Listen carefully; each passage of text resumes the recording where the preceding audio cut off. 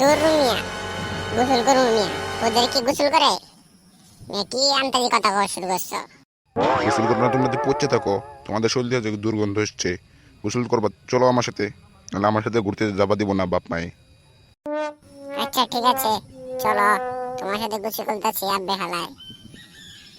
ঠিক আছে নামো, আমিও নামতাছি। আরে দাদু ভাই, তুমি এখানে কি করতেছো? তোমার না ঠান্ডা লাগছে, তুমি আবার এখনো গোসল করতে যাচ্ছ? আরে আব্বে হালে কয় কি ঠান্ডা লাগছে তো গোসল করবো না? তোমার মতন কি বসে থাকবো ঘরের ভিতরে? শীতে তুমি তো গোসলই করো না, শীতাইলে একদিন গোসল করো তো এক সপ্তাহ গোসলই করো না, আবার তুমি আমারে বকতেছ?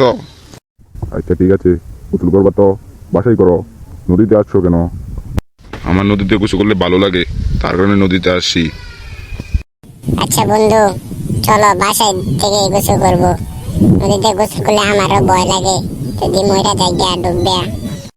চলো দাদু ভাই, বাসায় চলো, গোসল করবে। ঠিক আছে দাদু ভাই, চলো বাসায় যেয়ে গোসল করবো।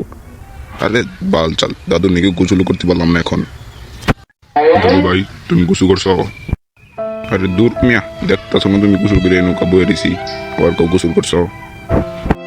আচ্ছা বন্ধু, আমি এখন বাসায় যাই, পোলাবেন আবার কানবে। এখন আমি আর এখানে বসে থাকতে পারবো না, ক্ষুধা লাগছে। কেমন বসে খেয়ে যা, আমাদের বাসায় ভাত নাই, খাওয়ান দিবেন যাবো না। তোমাদের এখানে কি আমি খাইতে আছি?